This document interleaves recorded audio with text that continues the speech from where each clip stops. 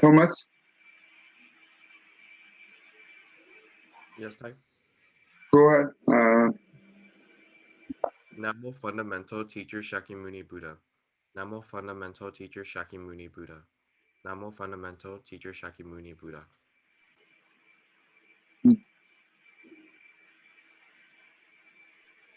The unsurpassed, deep, profound, subtle, wonderful Dharma, in 100,000 million eons, is difficult to encounter. Now that I've come to receive and hold it within my sight and hearing, I vow to fathom the thus come one's true and actual meeting.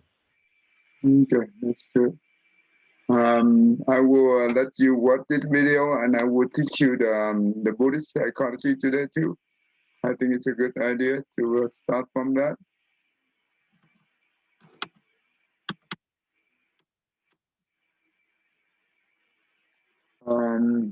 Good.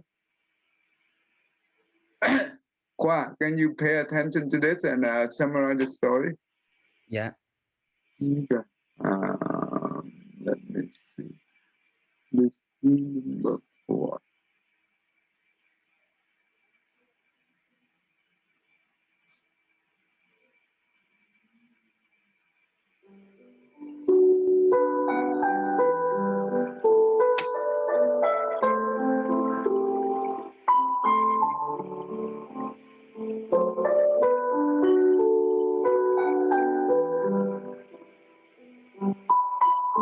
One of the most beautiful Buddhist teachings is that of Gatanyu Gataweti. It teaches us to be grateful and repay kindness that has been given to us. No monk embodied this more than the Venerable Sariputta. Upatissa, later to be known as Sariputta, listened to the Buddha's Dhamma from the Venerable Assaji. Using his vast reserves of wisdom, Upatissa achieved awakening as a Sotapanna, a stream enterer. The Venerable Assaji invited Upatissa to go with him to go visit the Buddha. Obviously, Upatissa would have been delighted to go. However, he had promised his faithful friend Kolita that if he were to find the path to the deathless, Nibbana, he would share his findings with him immediately. Taking his leave of the Venerable Assaji, Upatissa went to find Kolita.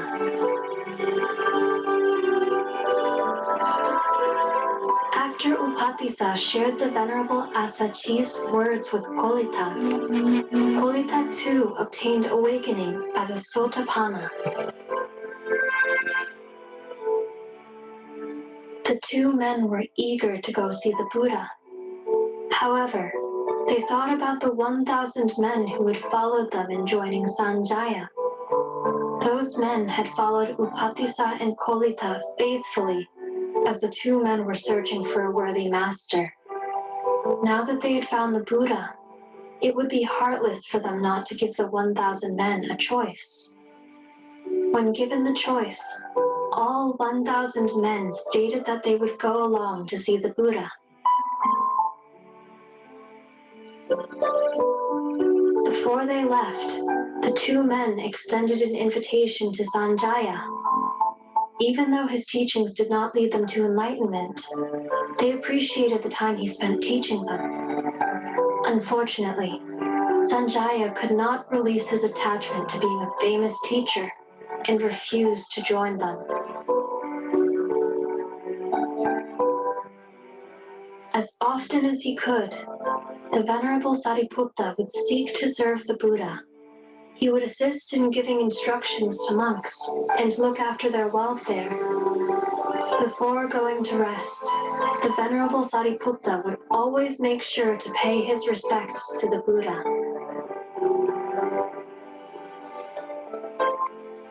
Then, immediately after, if the Venerable Assaji was staying in the same temple, the Venerable Sariputta would pay his respects to the Venerable Assaji, the monk who helped him achieve Sotapanna.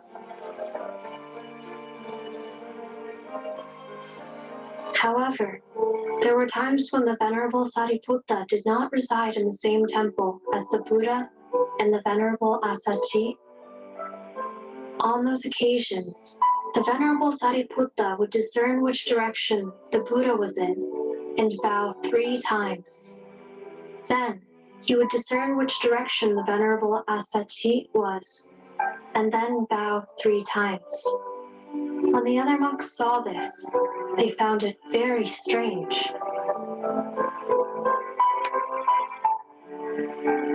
They gossiped amongst themselves. Why was the chief disciple seemingly worshipping the cardinal directions? Even now, it seemed the Venerable Sariputta had not given up his Brahmanical views. When these complaints reached the Buddha, he said, "It is not so, monks. Sariputta does not worship the cardinal directions. He salutes the one through whom he first learned the Dhamma. Sariputta is one who gives devout respect to his teacher. One should always revere the person from whom one has learned the Dhamma." In another case, the Venerable Sariputta's gratitude is evident in the story of the elder Pratha. Pratha was a poor Brahmin who stayed at the Chetavana monastery at Savatthi.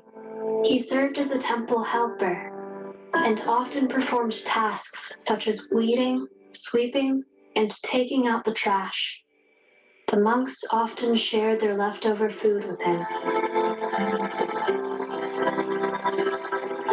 One day, Pratha decided he wanted to ordain before his death. However, when he asked monks to be his preceptor, they did not want to ordain him. Regardless of whom he asked or even begged, the answer was always no. In order to ordain, a monk needs a preceptor. That preceptor is responsible for teaching and caring for the monks that he ordains. None of the monks wanted the burden of ordaining and teaching an old man. One day, the Buddha was mentally surveying the world and saw that Pratha was ripe for arahantship, full enlightenment.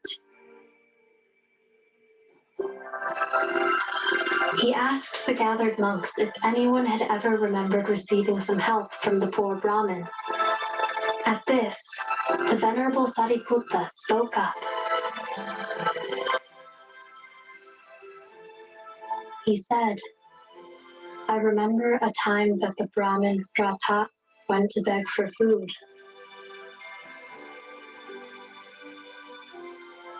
Then, when he saw me, he offered the entire meal that he had begged for himself to me.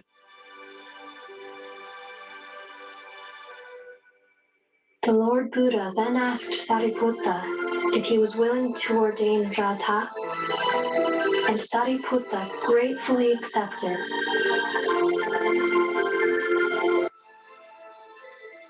Sariputta gave Pratha instructions time and time again and reminded him what to do and what to avoid.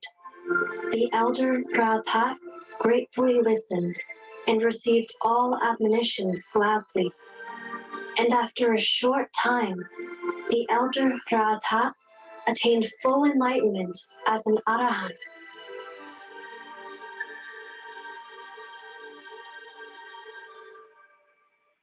All right. Go ahead.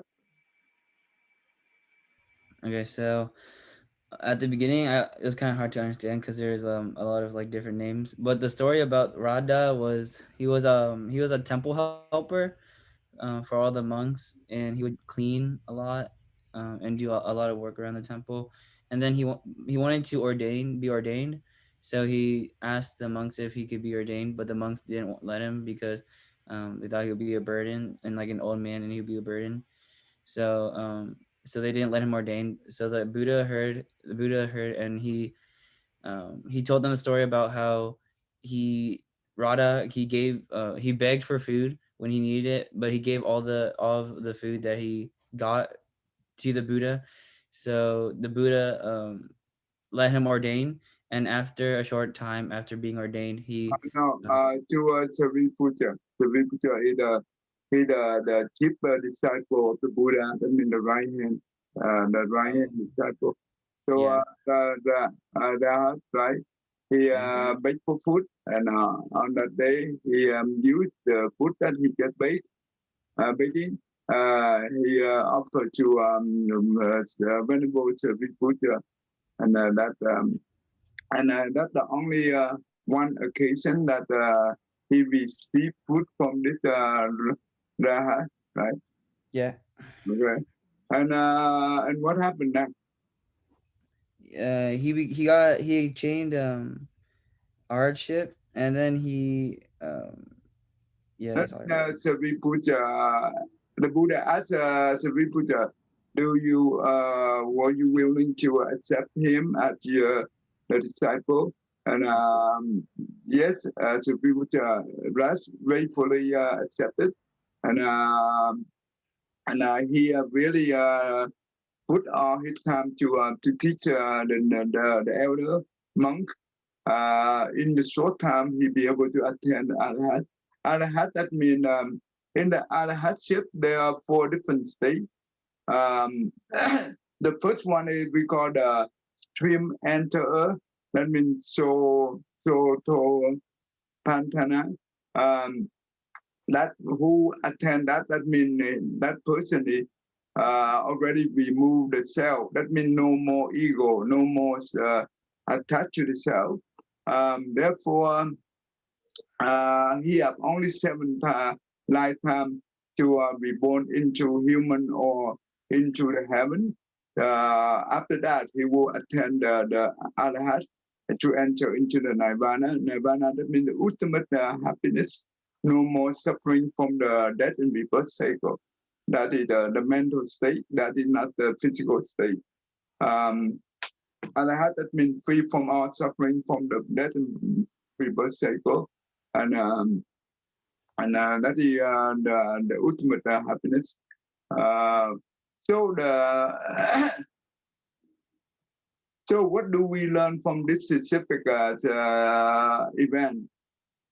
What? We learned that I feel like you should be grateful of what people give you, and you should not assume someone's personality by just their looks, or like how they look or how they're old, and you shouldn't think they're a burden to you. You should always think about what they do for you and stuff. Mm, good. So see the Venerable Sariputta, the beautiful traits that he had. He always remembers even the small thing that someone helped him, and he very grateful to those things. And the same thing with this old man. The old man only one time he offered to Sariputta, and that's why Sariputta accept him as a disciple and help him to attend Arahat. That means no more suffering from now on. That means after this life he will enter into nirvana. That no more death and rebirth cycle.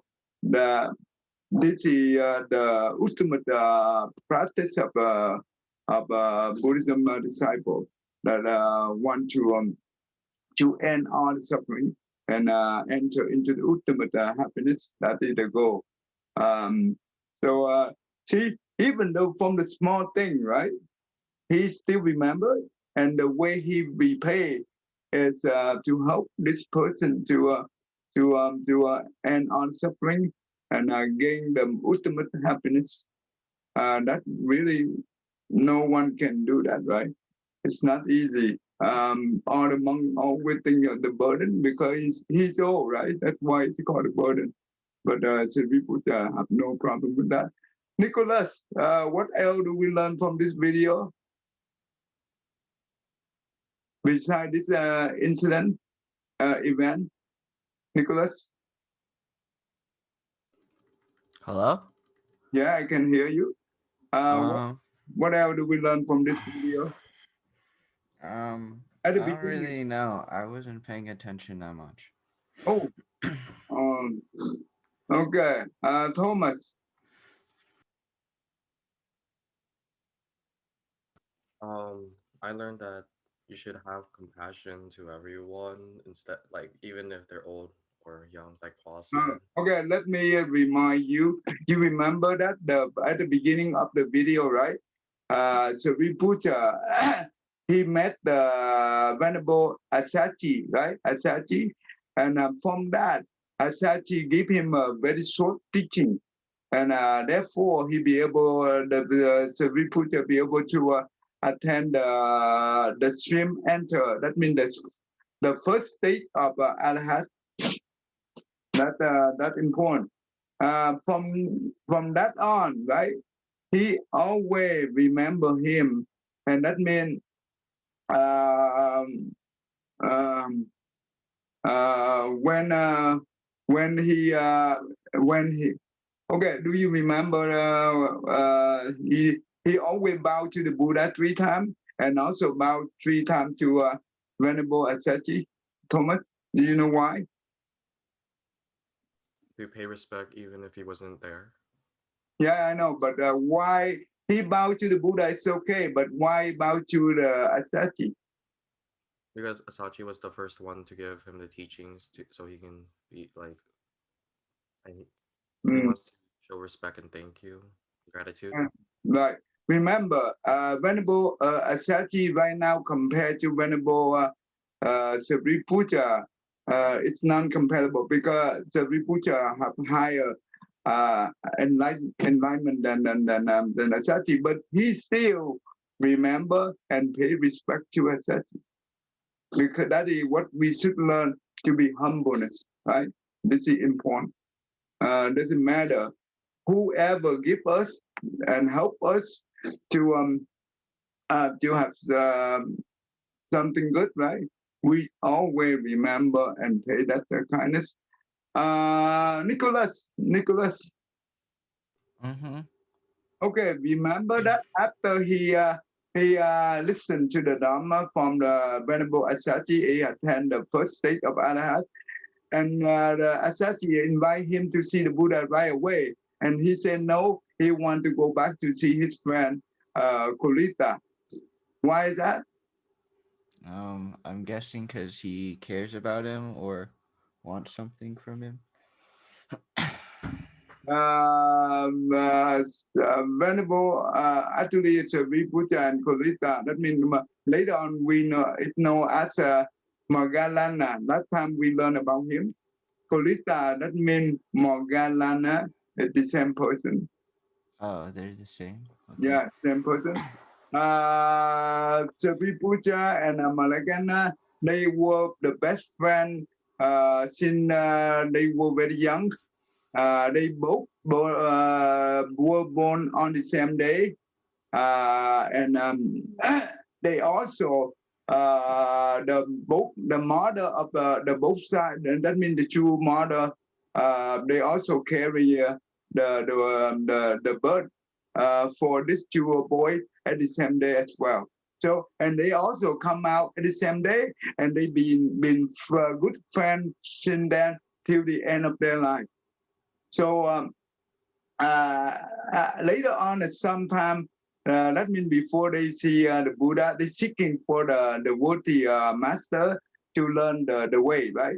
So, and they make the promise with each other that whoever be able to find the deathless path, that means the nirvana, that means deathless, that means it's no more death and rebirth cycle. Suffering. And whoever find that first, that person need to go back and tell the other person right away. And that means even though Venerable Asachi told him to come with him to see the Buddha right away, and he said no, he want to go back to see Kolita because this is the way that he want to keep the promise. The friendship is so important, right?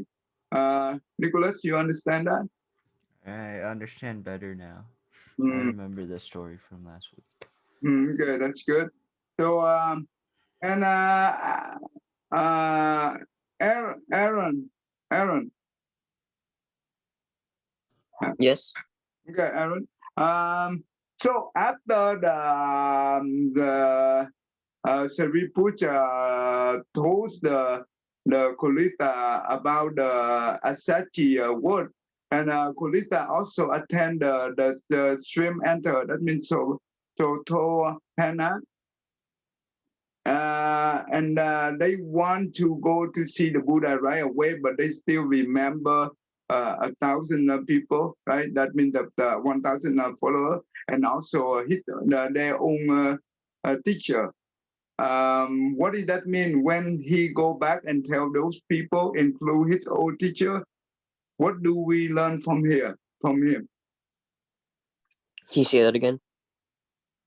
Do you remember that after he told Kulita about what he learned from the Asachi, and Kulita also attend the first stage of Arahant, right? So far, you understand that so far?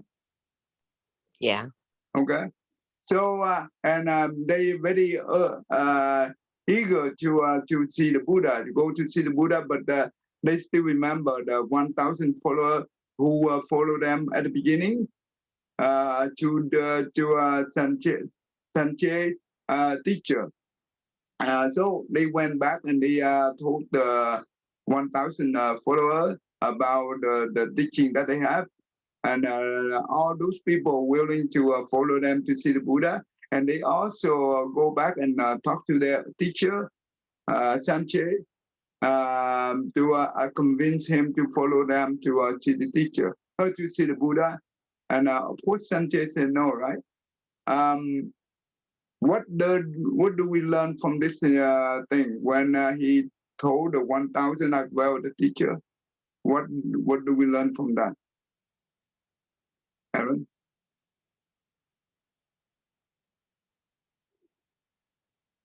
Hello, Aaron? Not so sure. You're not too sure. Thang Theng, do you understand so far, Thang Theng? No, I've been off and on because I didn't listen to the whole story type. Oh, you did not listen to the whole story. Okay. So the reason that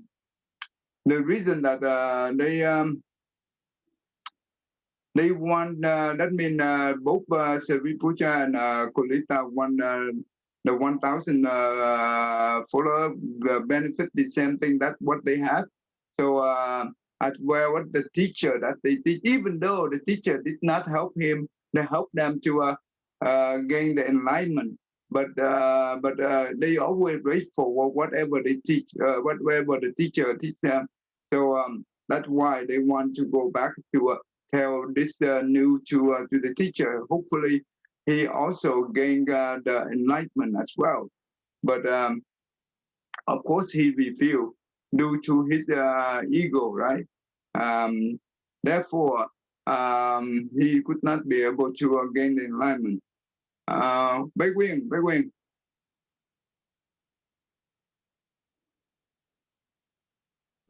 Yes. Okay. So, Buddha represent the wisdom, right? Yes. Now let me ask you, if you have two different group of friends, if do you want to have one wise person, or do you want to have 100 intelligent people? Do you want to be friends with 100 intelligent people, or want to be friends with one wise person? I think one wise person, Why is that? because multiple would be like overwhelming and they might turn on you. Hmm. Hmm. Okay. Let's see. Thomas, tell me this, Thomas. Yes, Thai? So they want wise person and 100 intelligent people. Which one you choose to be friend with, And you tell me why you want to be friend with this one, not the other. I would choose the one wise person. The reason I would choose choose that one wise person is because that person knows what's the bad and good, and they use their their wisdom to share good things. I guess they know what's wrong and right. They know their teachings, while the intelligence people could use it for bad or good things. We don't know for sure. But for Mm. wisdom, for wise people, we know for sure that they know the difference. What about the intelligent people? They are very intelligent. You can also benefit from them, right? Do you? Mm, we can, but they're the people that they look at other people's mistake, and they could also be bad people, like hackers, right? They're Mm. intelligent, use things for bad. Wisdom people know what's the right and wrong. Okay. So, what's the difference between intelligent and the wise and the wisdom? Nicholas. The difference is that the intelligent people have a bigger ego and will only focus on their own success, while the wise person will spread out knowledge to others, making others better too.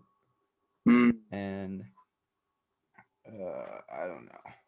Yeah, they care for others, right? Um, not all intelligent people, the good people, right? Is that true, Nicholas? No, not all intelligent people. Okay. There's a So, lot of like business owners who are intelligent and want money. yeah, that means the wise person, they do not read for themselves. They don't have reading. They have a desire to help others, but they don't have a reading for themselves. They always think for others. But the intelligent people is different. They all, well, if they bad, right? They always think about themselves first. They care less. They don't care much about for others.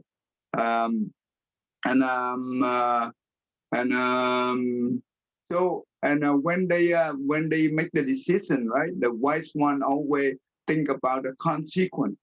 Think about the consequence. If the consequence doesn't harm other, they will go ahead and do it.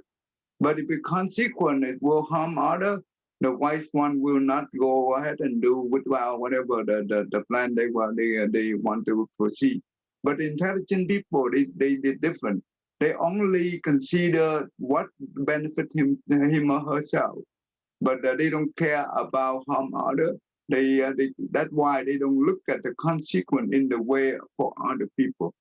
So that's why if we nearby the wise one, we can avoid a lot of trouble for ourselves in the future.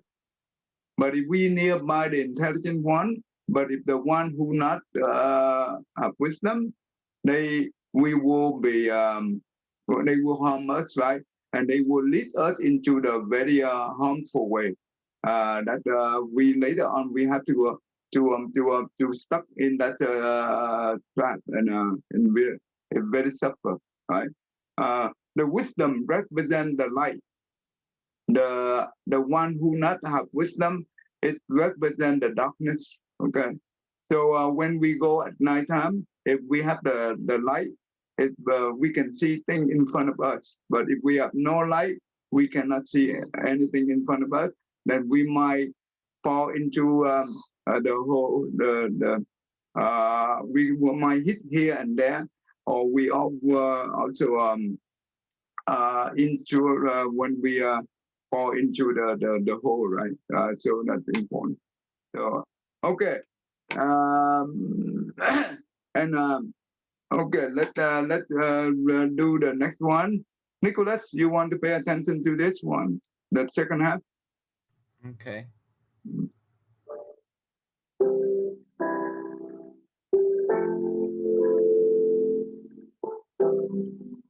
The Buddha often spoke of the Venerable Sariputta as being wise and a helper to his fellow monks.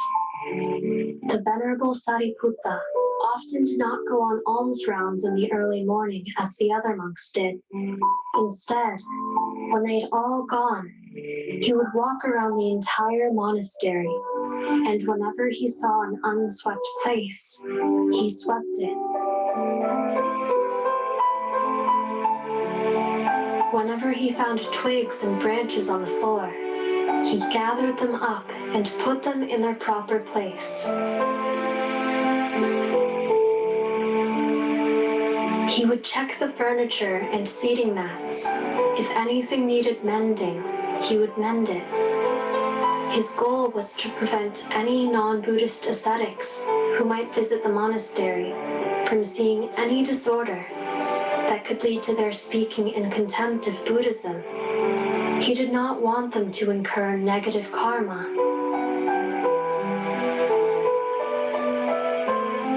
Then, he would stop by the hall of the sick to console them and ask them about their needs. In times when the Venerable Sariputta traveled long distances with the Buddha, he did not walk at the head of the procession as one might expect a chief disciple to do. Instead, he would first attend to those who were old, very young, or unwell. He would help apply oils to their wounds and sores, and would travel with them. Because of this, the Venerable Sariputta would often arrive late and did not have proper quarters. However, he didn't complain and just slept under a tree. The Buddha used this as an opportunity to teach the monks that living together, they should show respect for the most senior monks and make sure that they have proper lodgings.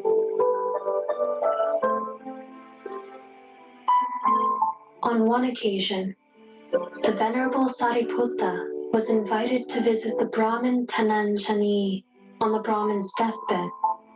The Venerable Sariputta reflected that Brahmins are bent on the Brahma world and taught the dying Brahmin the 4 Brahma Vihara, the contemplations of universal love, empathy, sympathetic joy, and acceptance.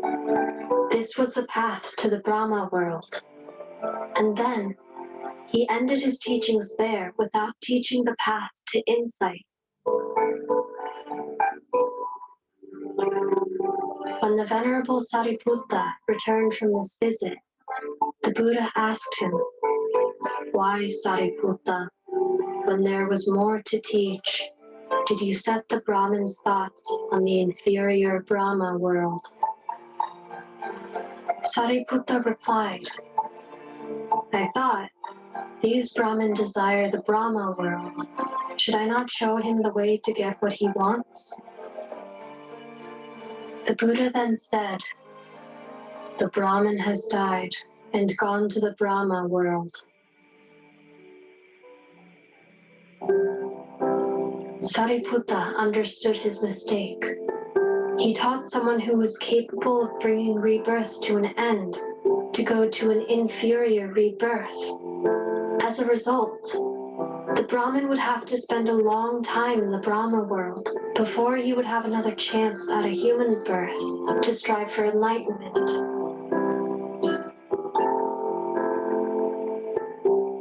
Sariputta humbly took his admonishment.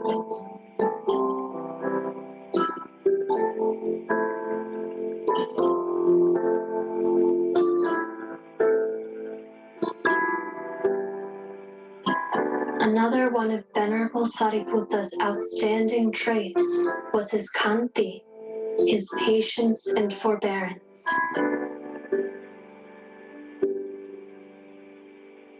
One day, a group of people were praising the Venerable Sariputta as one who has great patience and never gets mad. A Brahmin who strongly held false views said, "He must only be this way since no one has tested him. I shall provoke him and show that he has anger like the rest of us." So when the Venerable Sariputta was receiving alms, the Brahmin decided to approach him from behind and gave him a tremendous blow. The Venerable Sariputta merely wondered aloud, "What was that?" And then he continued on, without even looking back at his attacker. The Brahmin felt the fire of remorse in every part of his body. He immediately prostrated at the feet of the elder and begged for forgiveness. The Venerable Sariputta asked, "For what?" "In order to test your patience, I struck you from behind." "I see. Very well. I forgive you." "Venerable sir, if you are willing, please allow me to invite you for alms at my house."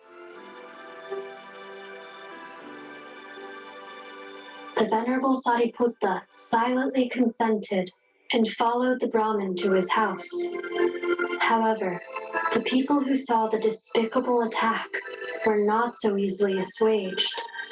They waited at the Brahmin's house with weapons, ready to punish him. The lay disciples said, "Respected elder, please step away from him so that we may punish him as he rightly deserves."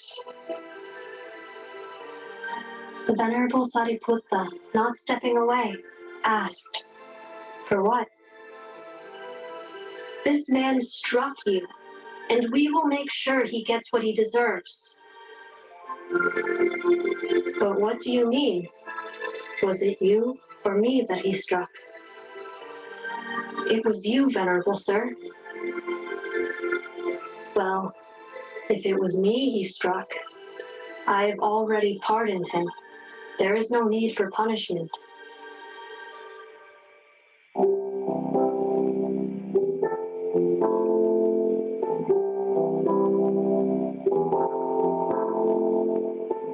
Another one of Venerable Sariputta's outstanding traits was his humility.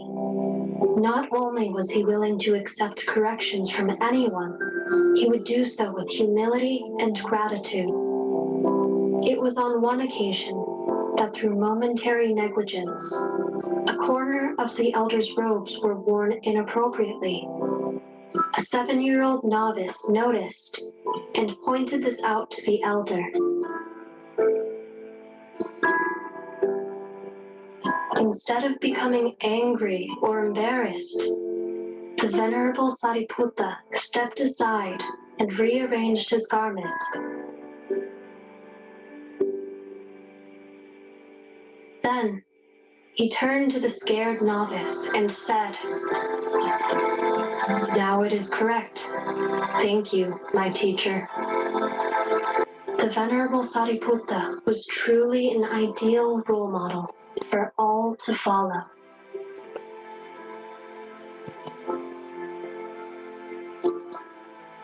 What did you learn from this story? We hope. Go ahead, Nicholas. Okay, so the Venerable Sariputta was revered as one of Buddha's top disciples. Whenever there was trash or anything that people like normally wouldn't want to do, he would clean up the temple, sweep every unswept area, pick up branches, help the people in the medical room. And then later it talks about one of his traits that stand out, which was his trait of kanki or something, kanti. Patient. Mm-hmm. Patient. And this trait is basically him being patient. So it talked about one of his stories, which was him walking around town, and then suddenly an attacker struck him from behind, and then without even looking back, um, the Sariputta kept walking away, and then the attacker uh, went on his knees and begged for forgiveness, which the Sariputta gave.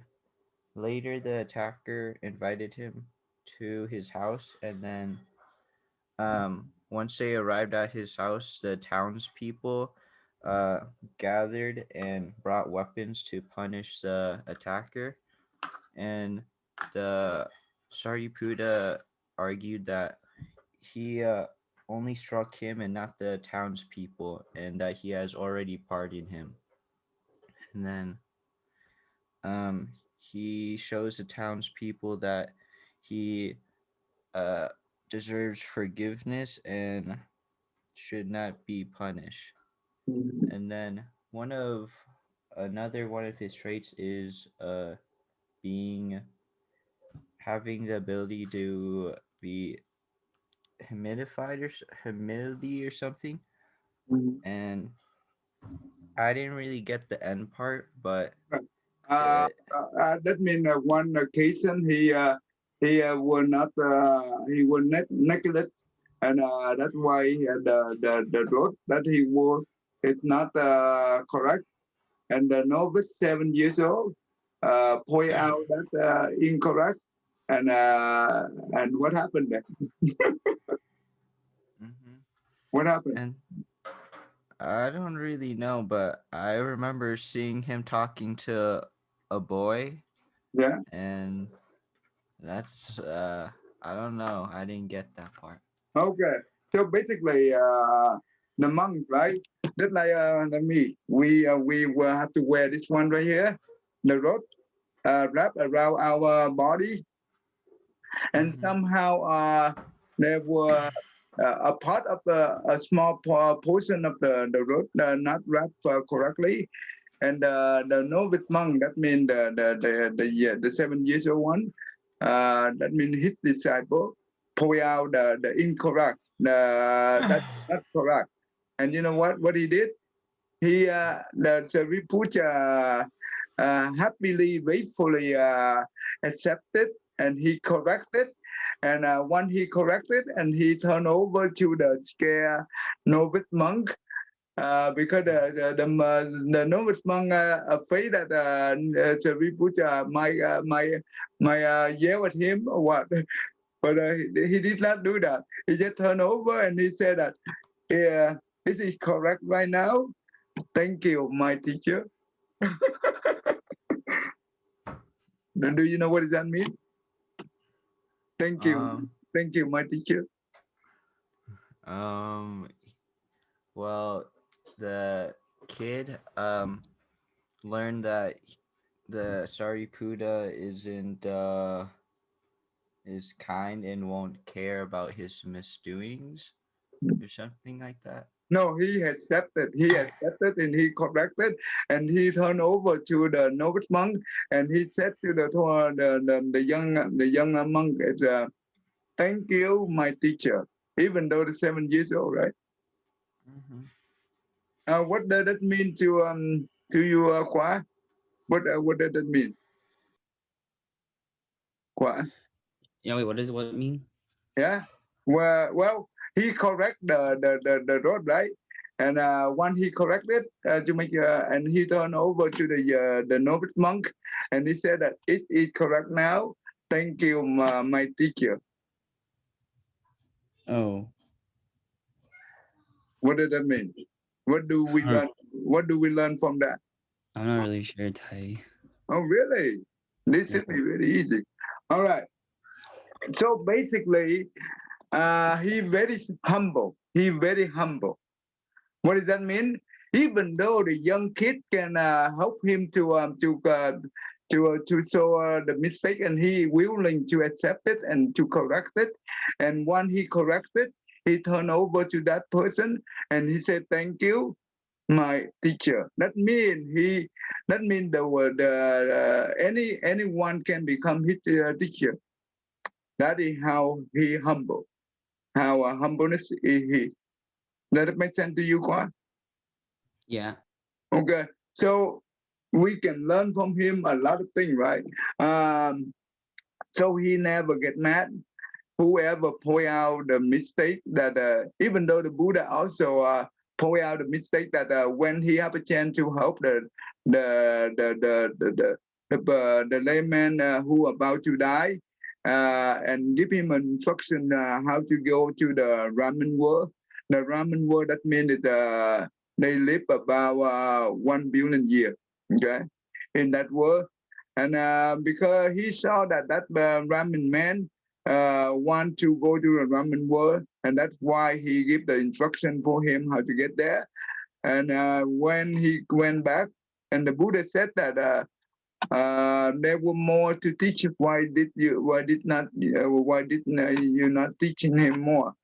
Why you give him an instruction to go to the ramen world? And he said to the Buddha that I thought that the ramen man want to go there, and that's why I give him the instruction. That's what he want, right? And the Buddha said that. Well, the Buddha said that. Yes, go to the ramen world, but he have to stay there for a long time before he become a human again, and he will. That means he will take. That will be a very long time for him to become a human, to become the enlightenment. Because the only person can get enlightenment is the human world. It's not in the heaven world. Okay. That the Buddha said, because in the heaven they have so much blessing, they have so much joy. That's why they not be able to learn the teaching easily, and therefore they will not be able to gain the enlightenment easily. That's what it means. But in this world, we have both happiness, joy, and suffering. Due to that, when we listen to the teaching, we be able to understand it. Because we have suffered, therefore we easily accept it. Therefore, we easily practice the teaching, be able to attain the enlightenment. Thăng Thì, does that make sense to you, Thăng Thì? Dạ thầy, dạ mong thật thầy. Okay, in this video, we learn a lot of traits from Sariputta. Always be grateful for whoever help us, even the small thing, and always and he very diligently do whatever the work that other people not want to do. He willing to do it, and he always care for the sick and the young, the old, right? Even though because of that, when he traveled and he the last one to arrive to the monastery, and that means all the room already occupied, right? And he have no room to stay. He did not complain. He willing to stay outside and sit meditation under the tree. That's how he sleep outside, sleep under the tree. This is important. So, and also that he very patient. Even though the person who attacked him from behind, he never pay attention to that. And when asking for the forgiveness, because he do not attach to it, and that's why he said, for what? And the person said, because he struck him from behind. And he said, okay, oh, really? I see. Then I forgive you. That is the way that we should learn from him. Try not to, whenever someone try to harm us or whatever, yes, if we be able to forgive him or her, we should do it. Because if not, we hold it inside. The anger, it will become resentment. And we harm ourselves first before we harm the other. When we hold the anger or resentment, we will hurt ourselves. Okay. All right. Anyone have question for me now? I will show you the next one. It's quickly for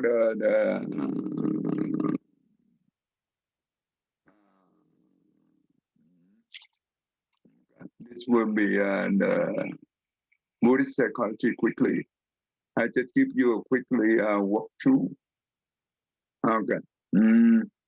Hopefully we have time to go through all these things. I promised you guys already, but now I will spend my time to speak to you. Wait, go ahead and read. This example for me. At school, Tom yelled at James for no reason. James got very angry and shouted back at him. He and Tom got into a fight, and they both have been suspended for 2 days by the school. How do we use the Buddhist psychology, the 5 universal interactive model for this negative scenario? Okay, let me show you quickly here before I show you that. Okay, this is the Buddhist psychology. The first model is called the 5 universal interactive model. We know that this is the first 5 sense consciousness, right? The eye, when we see the form, right? That means the object. That means the sight, right? That means the eye contact the form. For example, when we see a rose flower, that means the eye contact the rose flower. When we hear the music, right? That means the ear contact the music sound, right? The sound of the music. That means the hearing. The smell, that means when we smell something good or bad, right? The nose contact the odor, right? The odor, that means the smell. Tasting, that means the tongue is contact the food that we take, right? Touching, that means the body we touch, right? The object, and that's what we call the touching. The body, the hand, the body, whatever, we contact with the object. So so we have 5 things in here, the 5 universal interactive model. The first one is contact. The second one is pay attention, right? Third one is the feeling. The fourth one is the thinking. The fifth one is the action. Okay, when we hear something, right? And the mind, that means the brain will pay attention to the object. That means the sound of the hearing. Therefore, the feeling of the anger or the happiness or whatever will arrive quickly. If become very strong, it could control our thinking. That means we will have a negative thinking. Or if our mind be able to control the emotion, we will have the positive thinking. Depend on the negative thinking or positive thinking, that means the brain, it will control the action. That means this 5 sense right here, that represent for the body and the mouth, okay? Let's go to this example. The answer, Aaron, you go ahead and read the answer.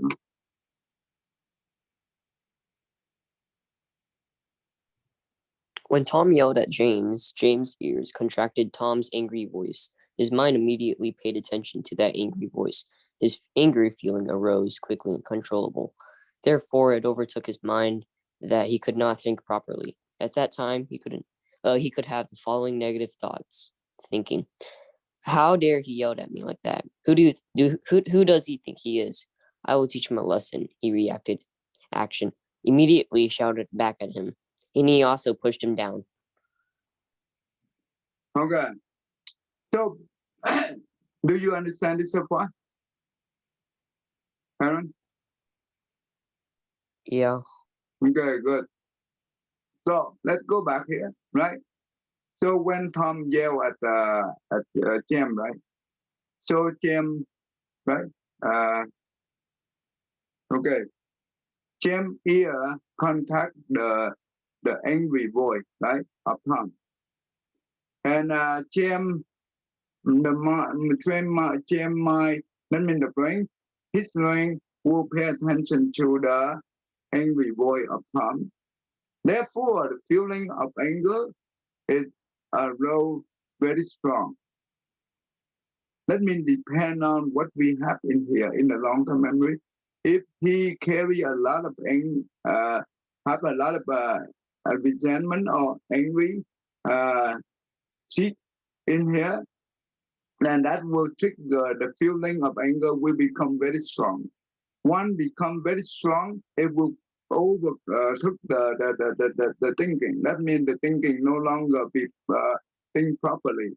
So he will have a negative thinking. That means oh how dare he yell at me? Who who was he think he is, right? I will teach him a lesson. That is the negative thinking. Due to the negative thinking, right? The action of the the action of the body is that means the mouth is to he yell back to Tom, and also the action of the body is he foot Tom, right? He foot Tom down. So this 5 cents here, it represents for the body and the mouth. Okay. Does that make sense to you so far? Anyone? Yeah. Okay. Big Wing, Nicholas, and Thomas. Yes, Thai. Do you understand so far? Yes. Yes. Joe, Paul, you understand? Dạ thầy. Okay, good. Paul, you understand, right, Paul? Yeah. Okay, good. Okay, this is important. So if we could not be able to control our emotions, then one, we have the negative action. Then you know what? We harm the relationship between could be friends. If Tom is our friend, right? We could damage the relationship between us, or even greater. When we do this to our parents or we do this to our sibling, we damage our relationship. And you know what? That will lead us to live in the remorse, be regretful later on. So we don't want that happen to us. So we need to learn how to control it. Okay, quickly here. Now we will use the positive way. All right. Okay. All right. Let's see. Christina Vaughn, you want to read this one?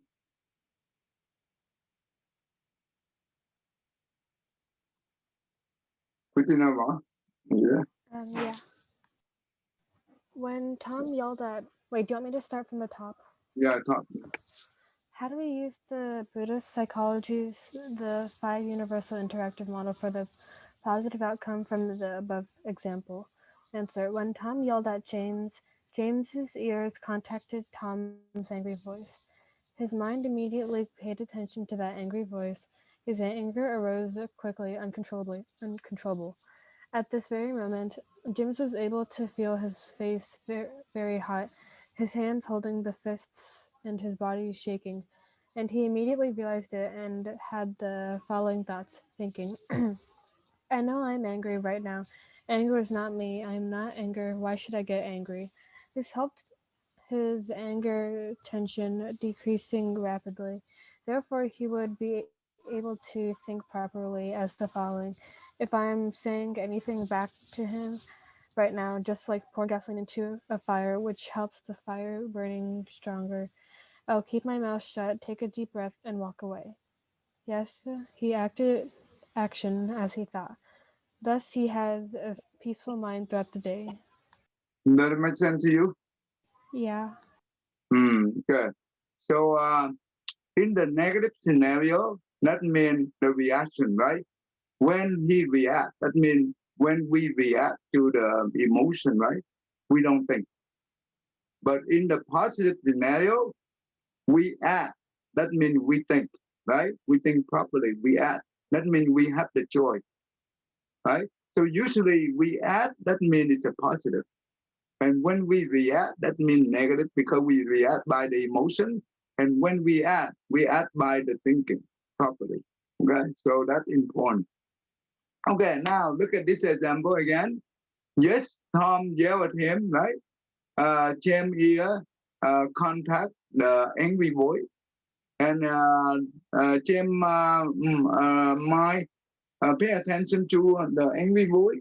Therefore, the feeling of the anger arise so quickly and so strong and could about to control the thinking. But at this moment, at this very moment, he be able to feel the face. His face is so hot, and his hand is holding the fist, and his body is shaking.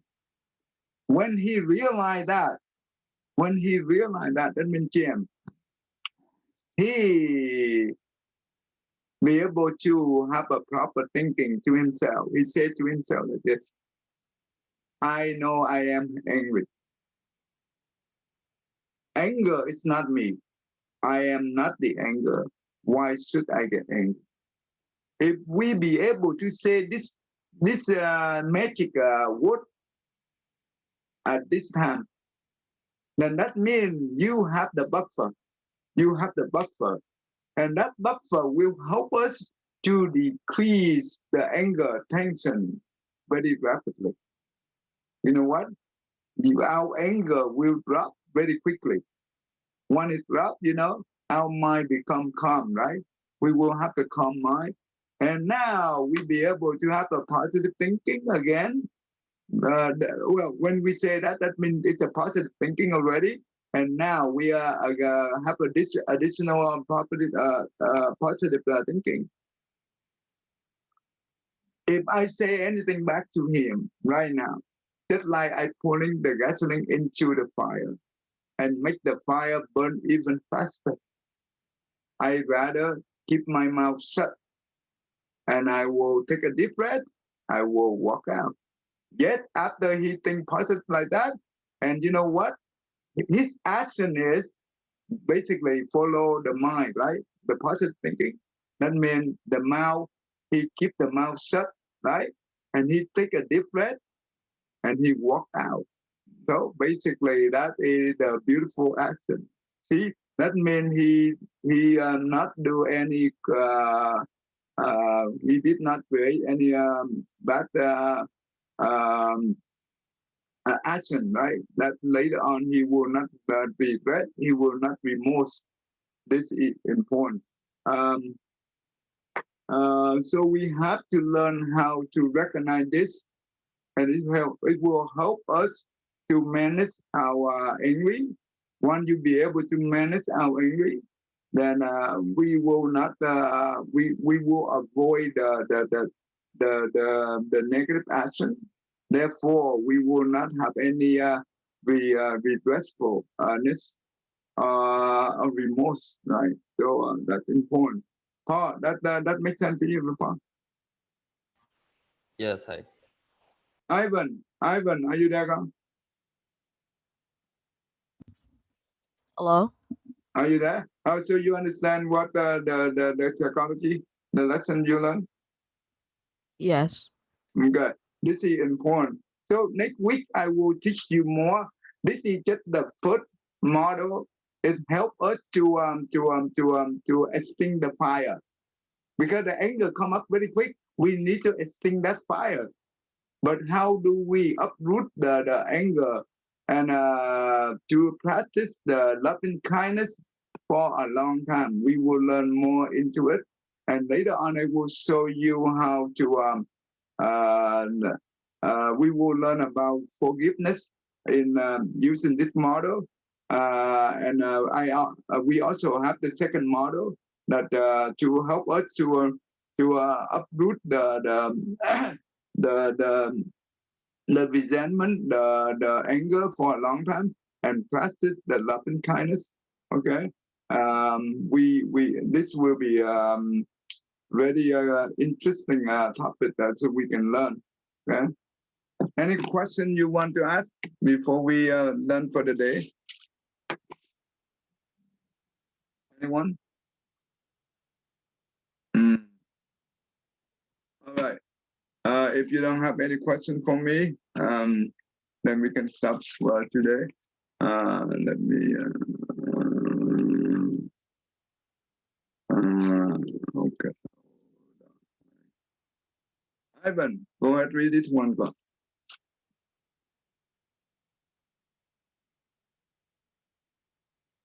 Ivan. May every living being our minds as one and radiant with light. Share the fruits of peace with heart of goodness, luminous and bright. If people hear and see how hands and hearts can find in giving unity, may their minds awake to great compassion, wisdom, and to joy. May kindness find reward. May all who sorrow leave their grief and pain. May boundless light break the break the darkness of the endless night. Because our hearts are one, this world of pains turns into paradise. May all become passionate and wise. May all become compassionate and wise. Thank you. This model can help us even though when in school, right, the other people bully us, and we don't want to get in trouble with them when we react, right? So we can use this model to avoid that, and we have a better way to resolve the problem. Okay. Good. Thank you, everyone. Thank you. Thank you. Well, but Yeah, cảm ơn thầy. Thank you, sir. Yeah. Thai. Yeah. Come on, Thai. Yeah.